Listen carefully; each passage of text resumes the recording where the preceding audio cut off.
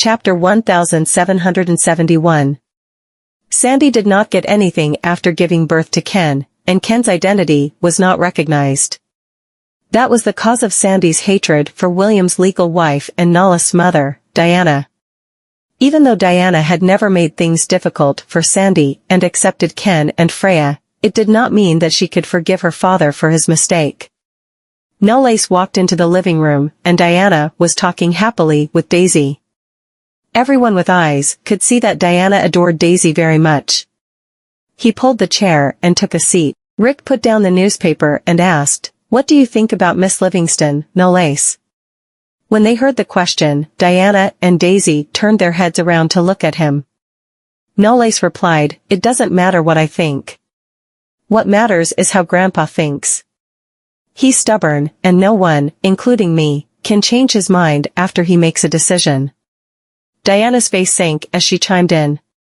"In my opinion, your grandfather just has too much time on his hands." Daisy was stunned. In her memories, Diana had been a kind and gentle woman. She did not expect she would be so sharp-tongued. Diana looked at her and smiled. "Daisy, I hope I didn't scare you." Daisy whipped up a grin and shook her head. "Don't worry, madam. You've been very nice to me." Diana caressed the top of her head and said, "I'll only be nice to you, and you're the only daughter-in-law I have." Daisy's cheeks flushed, and she hastily lowered her head. Diana let out a laugh when she saw Daisy was acting like an ostrich. "Daisy, I'm going to attend an important auction event tomorrow. Can you come with me?" Daisy was stunned.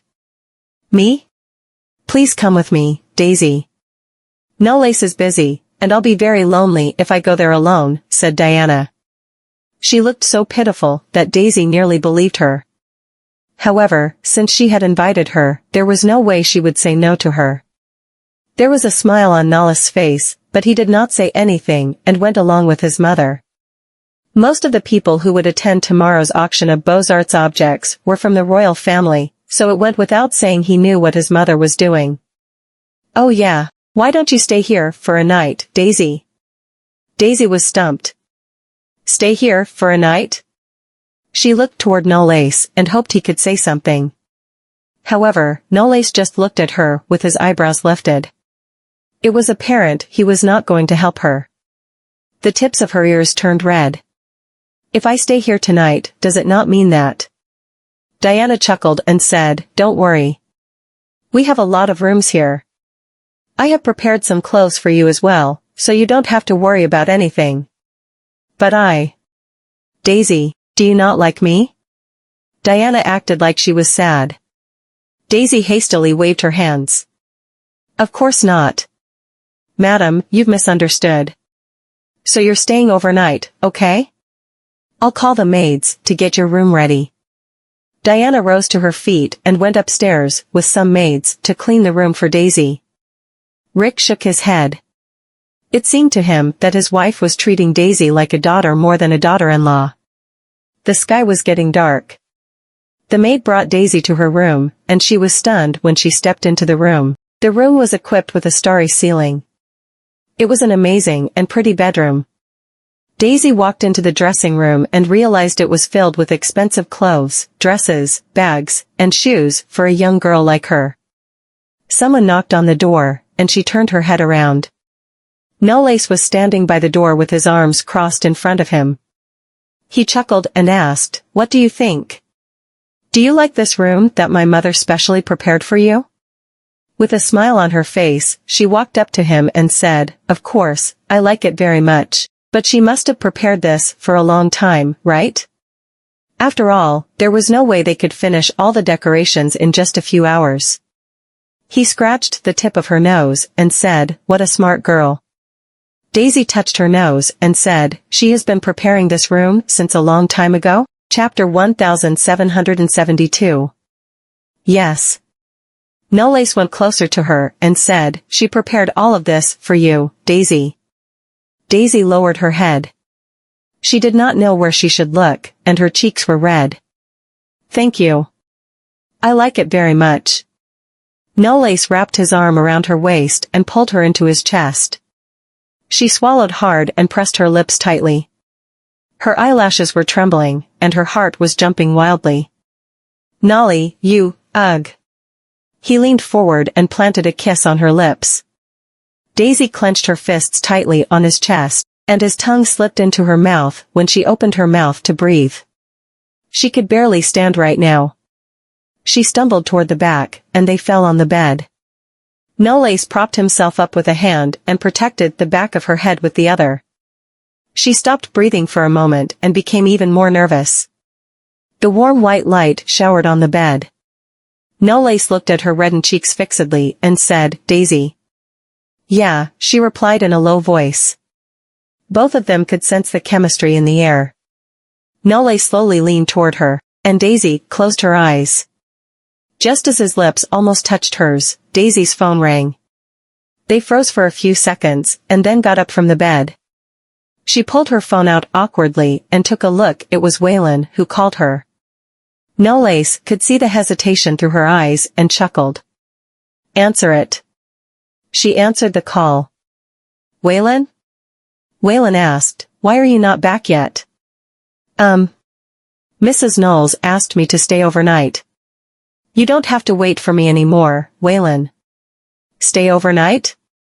Waylon frowned. Daisy could hear his emotion through his voice and hastily said, don't worry, Waylon. I'm staying in the guest room.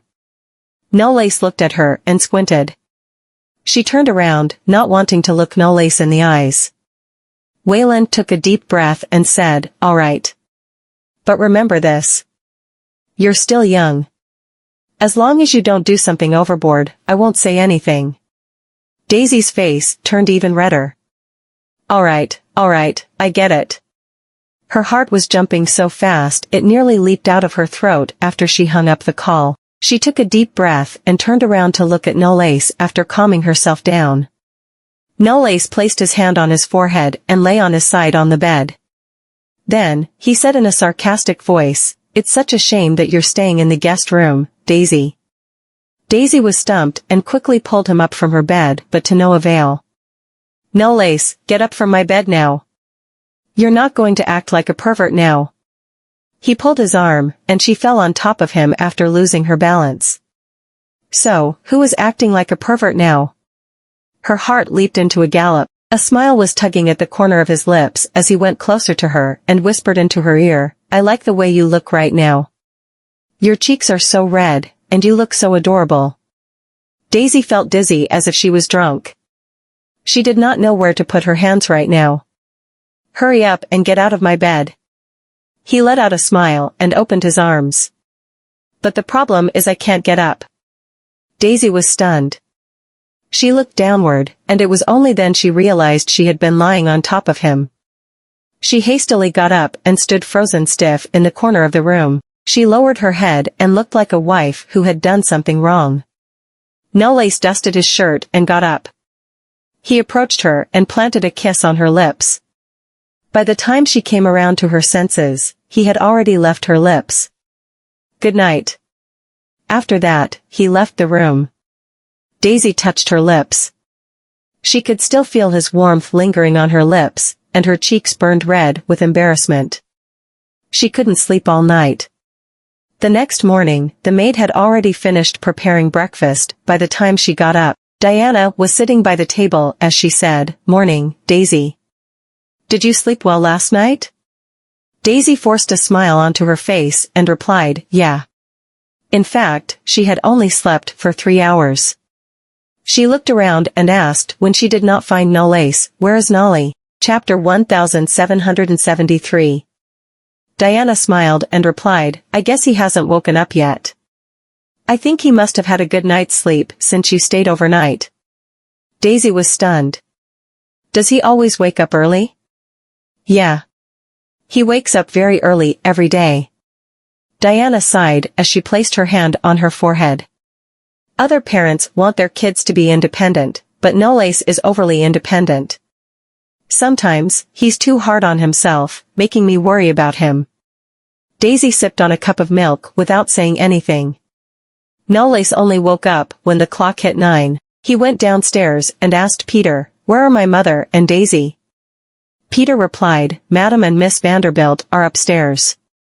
Noce narrowed his eyes, and suddenly, his mother's voice wafted into his ear. "See? I told you that you would look good in this dress." Daisy lifted her dress and asked, "But, don't you think this dress is a bit too formal?" When she raised her head, she rammed into Nala's eyes. Daisy could see her reflection through Nala's eyes. She was wearing a pink princess line. The shoulder sleeves and bodice were tailored in a unique way. The waistline was tight-fitted, and the hem looked like a blossoming flower, revealing half of her ankle and her stilettos. She wore a pearl headband on her cascading, curly hair. Coupled up with a pair of pearl earrings, she looked even more alluring. Her fair skin matched the color pink very much, and she looked charming and elegant at the same time. Diana pushed Daisy to him and asked with a smile, "What do you think, Noce? Does she look good?" Daisy stood in front of him nervously and raised her head to look at him. Noce locked his gaze on her face and replied, "Yeah, you look stunning." Her eyelashes fluttered, and she mumbled, "But I think this is a bit too much." Smiling, Diana replied, "Don't worry. There are many people who dress up beautifully at the auction, so you need to be more beautiful than they are, Daisy." Noce looked at Daisy fixedly and said, "In my eyes, no one is more beautiful than Daisy." The maids at the side chuckled. Daisy lowered her head as her cheeks turned burning red. She felt embarrassed when Noce praised her in front of so many people. Daisy reached the auction venue with Diana. Just as Diana had said, everyone who came here was lavishly dressed. However, Daisy attracted everyone's attention when she appeared in front of them with Diana.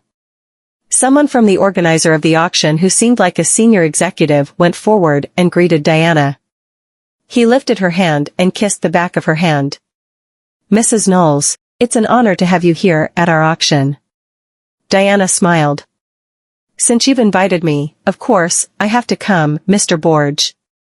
Mr. Borge then looked toward Daisy and asked, "And may I know who is this lady over here?"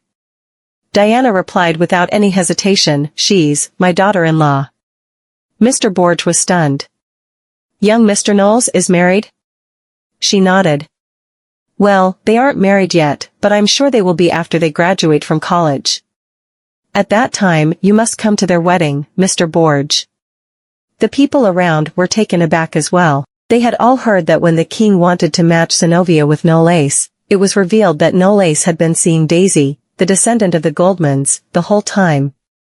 Now that Diana had brought her to the auction, all of them knew that she must be the rumored daughter of the Goldmans. Regardless of whether the king wanted Noce to marry Zenovia, it was apparent that Diana was announcing that Daisy was her daughter-in-law by bringing her to the auction today. At that moment, a commotion broke out in the crowd when Zenovia and a group of socialites appeared. Chapter 1774. There was all sorts of news about Zenovia, and everyone was shocked when the king announced that he would take her in as his god-granddaughter. Besides, it was rumored that she had become the third wheel in the relationship between Noce and Daisy, so everyone was anticipating a good show when the two heroines of the scandals met in the auction. Zenovia did not expect that Daisy would come to the auction with Diana. Even though she was not happy about it, she did not allow her emotions to escape to her face. She walked up to them with a smile on her face and greeted, "Mrs. Knowles, I'm very happy to meet you here. I never had the chance to talk to you last time to clear up the misunderstanding you had about me." Diana interrupted her. "Do you think you have a chance right now?" Zenovia was stunned. Without giving her a chance to say anything, Diana continued. "You don't get it? You don't have to creep up my sleeve and don't need to say anything like wanting me to know you better. I'm not your mother, so I don't have to know who you are." Zenovia's smile froze when Diana openly rejected her. She had assumed that Diana would more or less treat her better for the sake of the king since she had become the king's god-granddaughter. She clenched her fists tightly in secret and then loosened them up the next second. She retained the smile on her face as she said gracefully, "Mrs. Knowles, what happened earlier was my fault, so I don't blame you for misunderstanding me." Diana chuckled and replied, "So you're saying that it's my fault for misunderstanding you?" Zenovia was taken aback. "That's not what I mean, Mrs. Knowles. All right, Diana said as she lifted her hand. I don't care what you're trying to say. Just stay away from me. We're not that close anyway. The people around looked at them as if they were watching a movie. Diana did not put any effort into concealing her disgust. She squashed Zenovia and humiliated her in front of everyone. Zenovia stood frozen stiff. She bit her lips, not knowing what to say as her face was written with sadness. Mr. Borge did not know if he should step in or not. After all, he couldn't afford to offend any one of them. In the end, he braced himself and chimed in with a smile on his face. Mrs. Knowles, Miss Livingston, the auction is about to start. Why don't you both go back to your seats first? Diana walked past her and grabbed Daisy's hand. Let's go, sweetheart. I can't stay here any further and breathe the same air with a certain someone. Daisy nodded, and both of them walked toward the VIP seats. Zenovia clenched her fist so tightly that her nails stabbed into her palm. However, she couldn't let loose her emotions and brought disgrace to herself since everyone was watching. This time, the auction was the selling and buying of the treasured items and antiques that everyone had collected. It was equivalent to the exhibition center buying stuff from collectors. The more valuable one treasured item or antique was, the higher price they had. Of course, the exhibition center did not accept items that were bought from the private sector. This was because most of the antique transactions in the private sector were from unknown sources, and once they accepted them, it might cause them a lot of trouble if anything went wrong.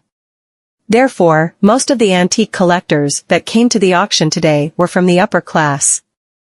The items they got were bought through formal channels at great expense and with great rigor, which was the preferred condition of the exhibition hall. Therefore, most of the antique collectors that came to the auction today were from the upper class. The items they got were bought through formal channels at great expense. All the items would need to go through a series of meticulous inspections, which was the preferred condition for trading in the exhibition center.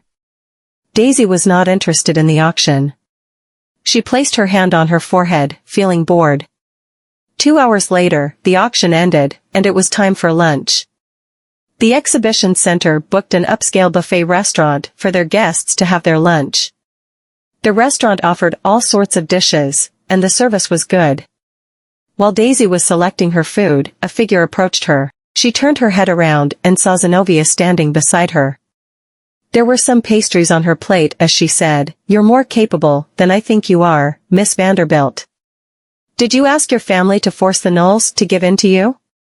Well, even though you can't make decisions for yourself, you're still their daughter. I'm sure they'll give you whatever you want no matter how reluctant they are.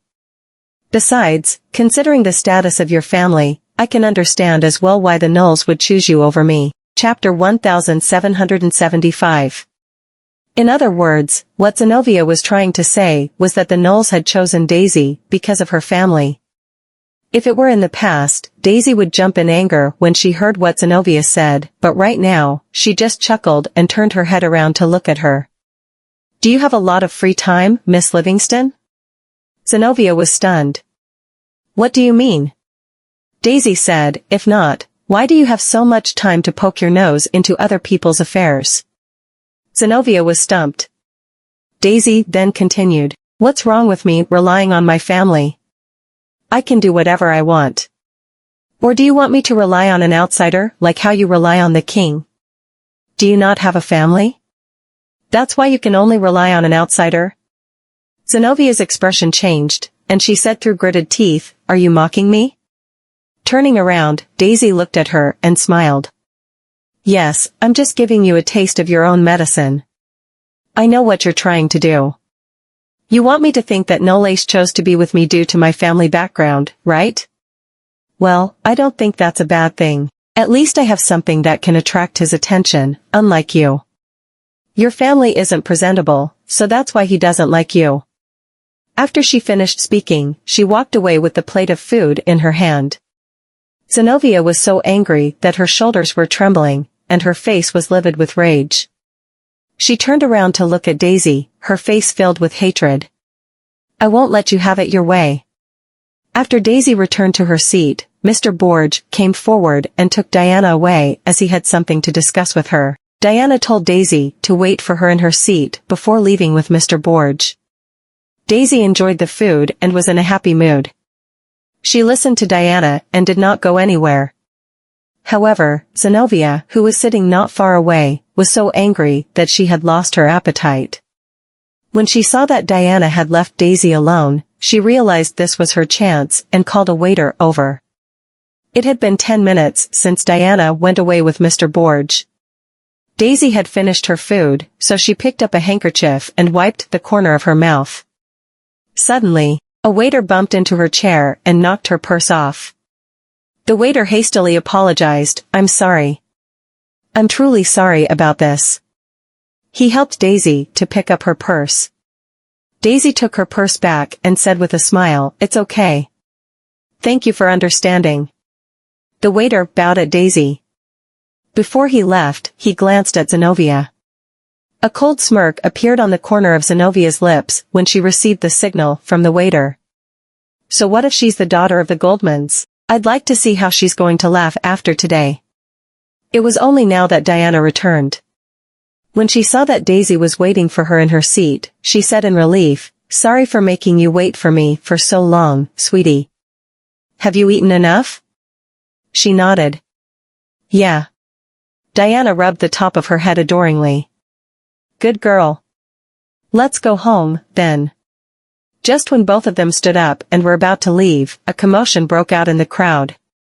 It was Zenovia, and she said that her necklace was gone. The restaurant manager went forward and asked if she had forgotten where she had put her necklace. She shook her head and said, "No. I've always had the necklace with me since it's very important to me." The manager sent the waiter away to look into the matter while he comforted her. "Don't worry, lady. We'll help you to find your necklace. Can you remember who you have been in contact with while you were in the restaurant?"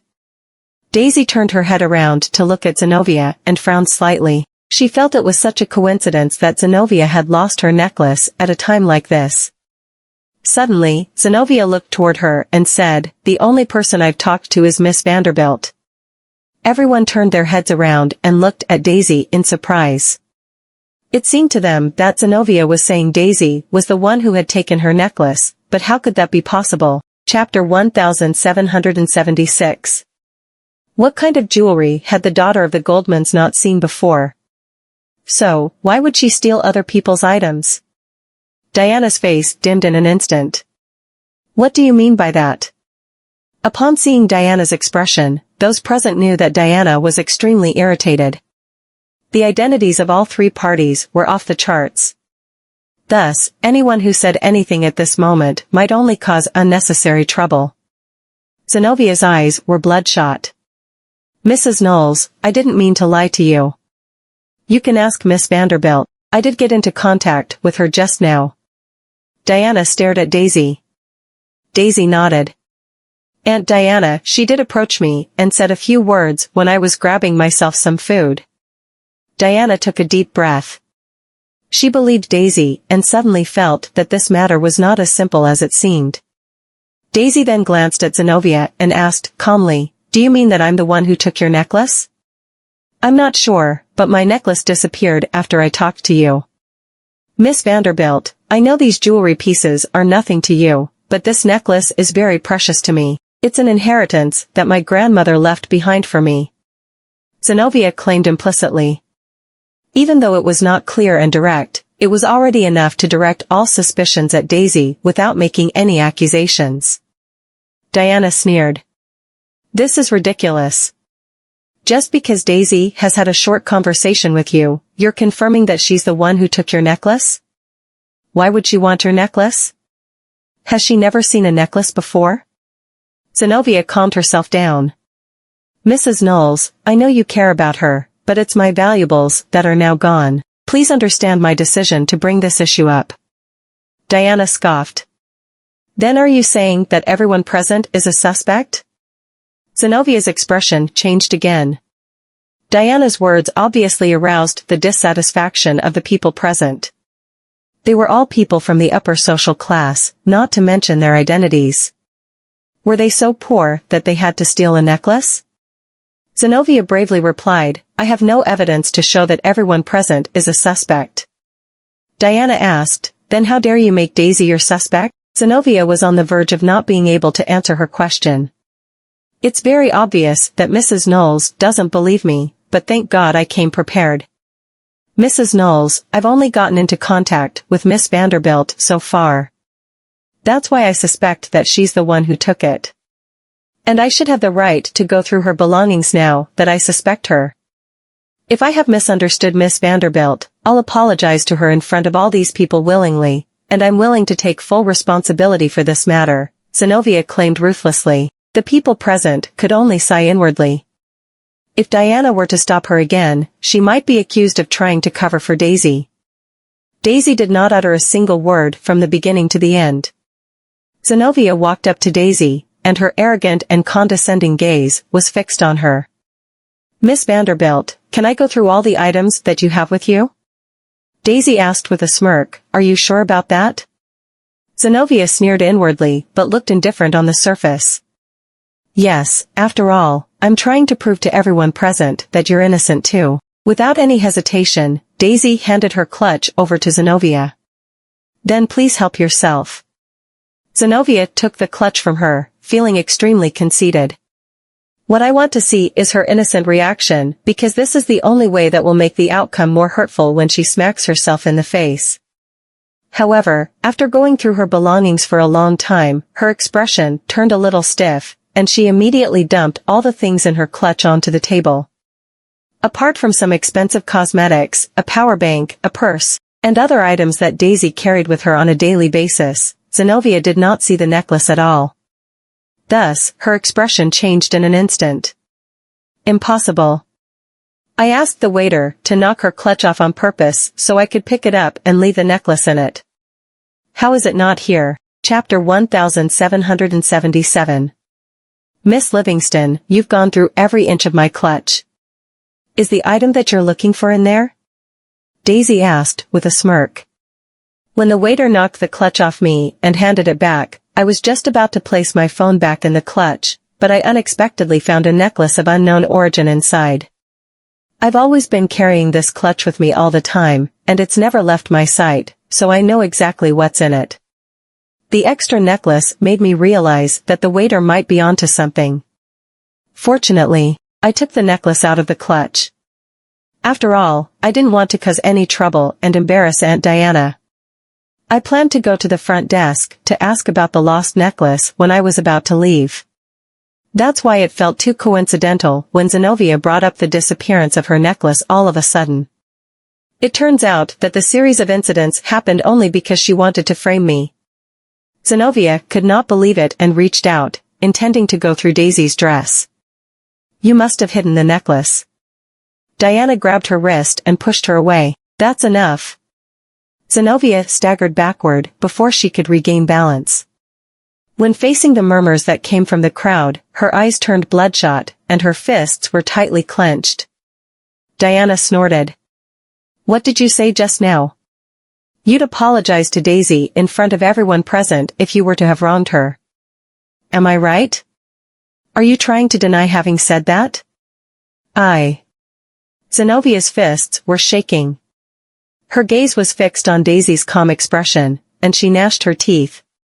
I want to search her body. The necklace must be somewhere on her body. At that moment, endless discussions were coming out of the people surrounding the commotion. Zenovia had gone through Daisy's clutch and found nothing, and she was now asking for a full body search on Daisy, making it clear that she was sure that Daisy was the thief. Diana completely lost her cool. Miss Livingston, do you think you have the right to do anything you like just because you're His Majesty's god-granddaughter? Mrs. Knowles, are you protecting her because of her family's background? Even though she's the daughter of the Goldmans, she's now the main suspect who stole my belongings. So why can't I search her body? Zenovia did not care what Diana thought of her anymore. All she wanted now was that Daisy could not be at peace tonight. Daisy squinted and let off a smirk. All right, but you should really think about it carefully this time around. If you still can't find it after running a full body search, the consequences that you'll have to bear will be slightly more severe than they already are. Zenovia was flustered. She bit her lip and seemed to be hesitating. Daisy shook her dress. Miss Livingston, do you still plan to move on with the search? Come, I'm waiting for you. It looked as if she was looking forward to Zenovia's search, which made everyone laugh. Zenovia would have lost her head long ago if anyone else present were to run into such an incident. However, the daughter of the Goldmans did not only react calmly but also made it clear that she could not wait to give Zenovia a taste of her own medicine. If Zenovia were to move on with her claims and search the other party's body forcibly but still could not locate her necklace after that, her actions would offend the Goldmans completely. Zenovia pinched the hem of her dress and trembled slightly. After a while, she took a deep breath and forced a smile. Since I've wronged Miss Vanderbilt, let's just leave my body search request out of this matter. She knew better than anyone that if she were to ask for a search and still could not find the stolen necklace, the loss she would have to suffer would not be worth it. Daisy must have fully prepared herself before giving me the chance to search her body. She's waiting for me to make a fool out of myself. Diana looked expressionless. Oh, we can definitely leave the search out of this matter, but what about the apology? Miss Livingston, you won't go back on your own words, right? Zenovia gnashed her teeth, loosened her fists, and bowed to Daisy. Miss Vanderbilt, I'm sorry. I have wronged you. I hope you won't mind it. Chapter 1778. Of course, I don't mind it. I'll even try my best to help you locate the necklace. Daisy's words instilled a premonition in Zenovia. Daisy glanced at the crowd, and the waiter, who was hiding among the crowd and witnessing the play, exchanged gazes with her. He was so frightened that he lowered his head and wanted to leave. Daisy pointed in his direction and shouted to the security guards, "Stop him!" Everyone stood in place, and the waiter was the only person who was leaving the scene. His actions made it too obvious for the guards, so they apprehended him in the blink of an eye. Zenovia's face turned pale for a moment, and she stopped the guards. Wait a minute. All eyes were on her again. Zenovia tried her best to suppress her panic and then said with a smile after calming herself down, I've wronged Miss Vanderbilt, and I'm sorry about that. Since the waiter is the suspect, please allow me to take him away for further investigation. I don't wish to bother you too much with this matter. Daisy crossed her arms. I only pointed at him based on a hunch, but how can you conclude that the waiter is the suspect so quickly? Zenovia stopped moving abruptly and stood still. Daisy smiled. So from now on, will you regard anyone present that I point to as a suspect? How do you come up with a judgment for that, Miss Livingston? Daisy's words hurt the crowd's impression of Zenovia even further. Her actions were not based on anything at all, and she just went on blaming others without presenting any evidence. As expected, she was doing whatever she wanted because of her relationship with the king. Zenovia's expression looked extremely embarrassed, but she could not lose her head on the spot. Daisy must have known something to be able to embarrass me deliberately. She took a deep breath, and her eyes were bloodshot. Miss Vanderbilt, I've already apologized to you. Why must you act so aggressively against me? Aren't you the aggressive one here? You suspected that I was the one who stole your necklace without putting any evidence forward, and you even wanted to search my body. Now, you're trying to push all the blame onto the waiter. However, what's the truth behind all these commotions? I strongly believe that you know it better than I do. A chill shot down Zenovia's spine as her body trembled. Now that the matter had developed to this extent, this outcome was completely beyond her expectations. Unfortunately, she could not care about so many things right now. She must make sure that the waiter would side with her. Thus, she walked up to the waiter with a cold gaze. Did you take my necklace? The waiter was about to say something, but he saw Zenovia's gaze and thought of the fact he had received the payment. If he were to offend anyone from the upper social class, he would lose everything. He compromised and lowered his head. Yes, I'm the one who took it. The manager gnashed his teeth angrily. Have you lost your mind? How can you take someone else's valuables? The waiter cried aggrieved. It's my fault. I was greedy. That's why I took Miss Livingston's necklace. When Zenovia asked the security guards to take the waiter away, Daisy asked, you didn't steal it, so why would you plead guilty? Zenovia stared at Daisy and could no longer stay calm. Miss Vanderbilt, what do you mean? This waiter has already pleaded guilty. It's such a coincidence that the person I pointed out based on a hunch is the thief. Daisy walked toward the waiter, who had lowered his head and dared not look at her. Zenovia quickly grabbed Daisy's arm. Miss Vanderbilt, I've already apologized to you. What else do you want from me? Daisy turned and glanced at her expressionlessly. If you think he's committed a crime, then you should hand him over to the police. I don't see the reason for handing him over to you. I've already called the police. He won't be allowed to leave the scene for now, not until the police's arrival. After a while, the police came to the scene and claimed that someone had called them, reporting a theft. The blood was drained from Zenovia's cheeks little by little.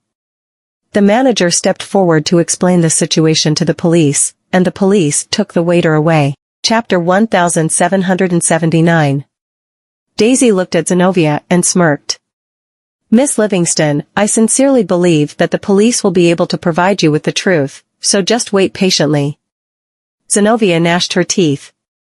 She must have done so on purpose. The incident came to an end, and everyone finally left the scene. Back in the car, Diana could not help but feel annoyed. Zenovia Livingston, that little bitch. She actually suspected you without any concrete evidence. But don't worry, I believe in you, Daisy. Before she could finish the sentence, Daisy took a necklace out of her dress. Diana was stunned. She explained truthfully, Aunt Diana, I indeed found this necklace in my clutch. She told Diana what happened, and Diana's expression became even more furious after listening to the ins and outs of the incident. It turns out that she was trying to frame you. No wonder she stopped you from investigating the waiter. Humph. I've long known that she's one hell of a scheming bitch. Thinking of something, she said, Daisy, you should have filled me in with this just now. If she insisted on searching you, you would have fallen into her scheme. Daisy gave off a sweet grin. I bet she wouldn't dare to run a full body search on me. Yes, thankfully, it worked. Diana rubbed the top of Daisy's head and took the necklace from her. All right, now leave it to me. I'll take care of this matter for you. After the waiter got taken away by the police, Zenovia felt really uneasy, so she decided to go to the precinct. However, when she arrived at the entrance of the precinct and asked to see the waiter who was brought there for further investigation, her request was rejected. Zenovia looked upset. Do you know who I am? How dare you stop me? The police officer looked embarrassed and was about to say something to her when Diana came out of the precinct, followed by another police officer. Miss Livingston? Why are you here? Have you come here to pay the waiter who stole your necklace a visit? Upon seeing that Diana was at the precinct, Zenovia's expression slightly stiffened. Mrs. Knowles, why are you here? Diana replied, I've come to provide the precinct with more information to assist them in their investigation. That waiter actually had the guts to steal from you in public. I'm friends with Mr. Borge, so. Since such an incident happened at his auction, I have to at least do something to help him resolve this matter. Zenovia chuckled. Mrs. Knowles, I'm sorry to have bothered you, but this is my business. I'll investigate it myself. What are you afraid of? Diana's rhetorical question stiffened Zenovia's smile. What do you mean, Mrs. Knowles? I don't really get it. Diana stopped in front of her and looked at her. I'll get to the bottom of this issue for you this time around. Even if you don't believe in me, shouldn't you have some faith in the police? Zenovia pursed her lips tightly as she could not refute what Diana said. If I were to overdo it, this would definitely arouse Mrs. Knowles' suspicion. But of course, if the waiter is smart enough, he won't dare to betray me, she nodded. Then I shall thank you for your help, Mrs. Knowles. Diana bid the police officer goodbye, did not take another glance at Zenovia, and got into a car, which soon drove away from the precinct. At the Noce group, Noce learned from Edison's report that Zenovia had tried to frame Daisy, and his expression turned a little gloomy. Edison, who was on the side, raised his head. Miss Livingston is acting arrogantly because she has His Majesty's support, not to mention that she's sent her father to prison and has cut off all things unfavorable to her. Mr. Livingston is imprisoned on suspicion of murder, but no one will be interested in looking into his secrets. However, even if they get to the bottom of the incident, the only thing that will go down in flames will be his reputation, which won't even leave a dent in the Livingstons' future. She actually had the guts to frame Miss Vanderbilt. It seems she had come up with quite a scheme. However, it's a pity that Miss Vanderbilt didn't fall for it. Chapter 1780. Noce was eerily calm. After a long while, he put the document aside. Her scheme didn't work this time around, but she won't give up so easily. Edison added, but Madam has ordered the precinct to forbid Miss Livingston from seeing the waiter. Noce raised his head slowly and chuckled. The situation would be different if she were to manage to obtain the king's permission. Edison suddenly stopped talking. At White Ivy Palace, Zenovia met the king to talk about the grievances she had faced at the auction. William sat behind his desk, reading through some documents, and frowned. Since the police have started an investigation, what are you worried about? She pursed her lips and explained, I only wish to know more about the progress of the investigation, but Mrs. Knowles stopped me from doing so. William lifted his head. Diana stopped you? Zenovia pretended to be aggrieved. I don't know why Mrs. Knowles would stop me from investigating the matter. All I want is to get to the bottom of the incident. After all, that necklace is very important to me as it's a relic from my grandmother. William tapped on the table with his fingers. He knew his daughter well enough to know she would not have ordered the precinct to stop Zenovia from investigating the theft for no reason. He rubbed his temples. You can leave now. As for the precinct, I'll get someone to keep you informed. Zenovia nodded and stepped back with a grin. She walked out of the palace, and Edison, who was approaching her, stopped her. Miss Livingston, the young master wants to see you. Zenovia felt a little panic deep down upon seeing Edison. I know him. He's the person who works right next to Noce. Without waiting for her refusal, Edison turned sideways and added expressionlessly, Miss Livingston, please don't keep the young master waiting. She pretended to be calm and followed Edison toward the garden. Noce was standing next to a white pavilion with a golf club in his hand. He then swung the club and hit the ball.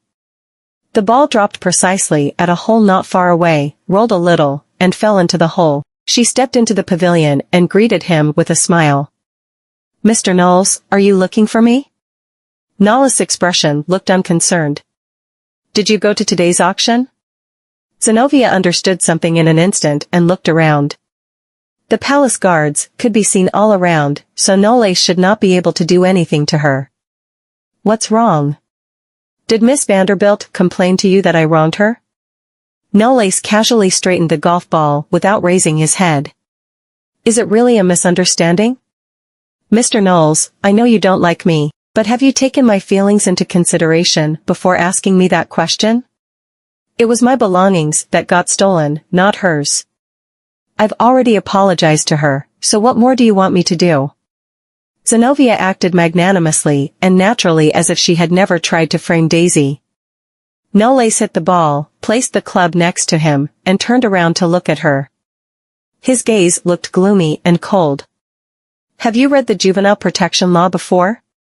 When all the crimes that Mr. Livingston committed throughout the years add up, he's looking at imprisonment for more than just several years. Zenovia's hands, which were resting on the sides, clenched tightly. What do you mean by that? He laughed. It's a good call to report your father in order to protect the Livingstons' reputation. I heard that you've hired a top lawyer in Hanniston to defend your father, and you're aiming to decrease the punishment as much as possible, am I right? Zenovia's expression froze for a moment, and her shoulders could not help but tremble. Noce handed the club to Edison and walked up to her. Do you think that as long as your father goes to prison, I'll have nothing to threaten the Livingstons with? Zenovia stepped back subconsciously and roared with bloodshot eyes, Noce Knowles, are you trying to force me to death? Must you do this for Daisy? The Goldmans look just like a group of arrogant bastards, so why would they willingly help you stabilize your company's foothold? All you value are the benefits that the Goldmans can provide you with, don't you? I too can provide you with the same thing, so why won't you consider me?